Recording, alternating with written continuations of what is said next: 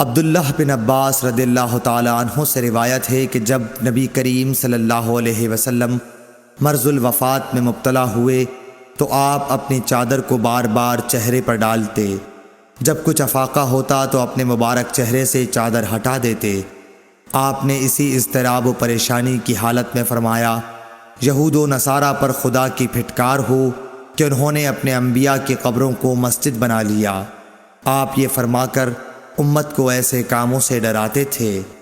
حضرت ابو ہریرہ رضی اللہ تعالیٰ عنہ سے روایت ہے کہ رسول اللہ صلی اللہ علیہ وسلم نے فرمایا، یہودیوں پر خدا کی لعنت ہو، انہوں نے اپنے انبیاء کی قبروں کو مساجد بنا لیا۔ صحیح بخاری حدیث نمبر 437۔ جابر بن عبداللہ رضی اللہ تعالیٰ عنہ سے روایت ہے کہ رسول اللہ صلی اللہ علیہ وسلم نے فرمایا، مجھے ایسی 5 چیزیں عطا کی گئی ہیں جو مجھ سے پہلے انبیاء کو نہیں دی گئی تھیں۔ نمبر 1، 1 مہینے کی راہ سے میرا روب ڈال کر میری مدد کی گئی۔ نمبر 2، میرے لیے تمام زمین میں نماز پڑھنے اور پاکی حاصل کرنے کی اجازت ہے، اس لیے میری امت کے جس آدمی کی نماز کا وقت جہاں بھی آ جائے اسے وہی نماز پڑھ لینی چاہیے۔ نمبر 3، میرے لیے مال غنیمت حلال کیا گیا۔ نمبر 4، پہلے انبیاء خاص اپنی قوموں کی ہدایت کے لیے بھیجے جاتے تھے، لیکن مجھے دنیا کے تمام انسانوں کی ہدایت کے لیے بھیجا گیا ہے۔ نمبر 5، مجھے شفاعت عطا کی گئی ہے۔ صحیح بخاری حدیث نمبر 438۔ حضرت عائشہ صدیقہ رضی اللہ تعالی عنہا سے روایت ہے کہ عرب کے کسی قبیلے کی ایک کالی لونڈی تھی، انہوں نے اسے آزاد کر دیا تھا اور وہ انہی کے ساتھ رہتی تھی۔ اس نے بیان کیا کہ ایک دفعہ ان کی ایک لڑکی جو دلہن تھی نہانے کو نکلی، اس کا کمربند سرخ تسموں کا تھا، اس نے وہ کمربند اتار کر رکھ دیا یا اس کے بدن سے گر گیا، پھر اس طرف سے ایک چیل گزری جہاں کمربند پڑا تھا، چیل اسی سرخ رنگ کی وجہ سے گوشت سمجھ کر جھپٹ لے گئی۔ بعد میں قبیلے والوں نے اسے بہت تلاش کیا لیکن کہیں نہ ملا، ان لوگوں نے اس کی تہمت مجھ پر لگا دی اور میری تلاشی لینی شروع کر دی، یہاں تک کہ انہوں نے اس کی شرمگاہ تک کی تلاشی لی۔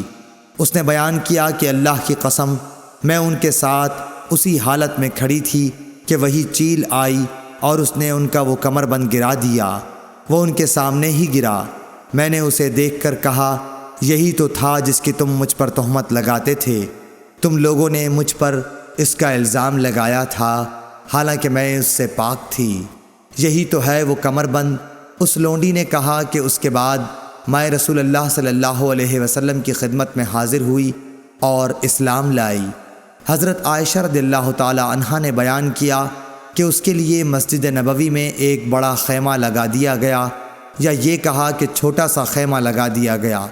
حضرت عائشہ رضی اللہ تعالی عنہا نے بیان کیا کہ وہ لونڈی میرے پاس آتی اور مجھ سے باتیں کیا کرتی تھی، جب بھی وہ میرے پاس آتی تو یہ ضرور کہتی کہ کمربند کا دن ہمارے رب کی عجیب نشانیوں میں سے ہے، اسی نے مجھے کفر کے ملک سے نجات دی۔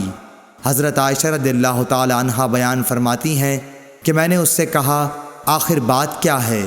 جب بھی تم میرے پاس بیٹھتی ہو تو یہ بات ضرور کہتی ہو۔ آپ نے بیان کیا کہ پھر اس نے مجھے یہ قصہ سنایا۔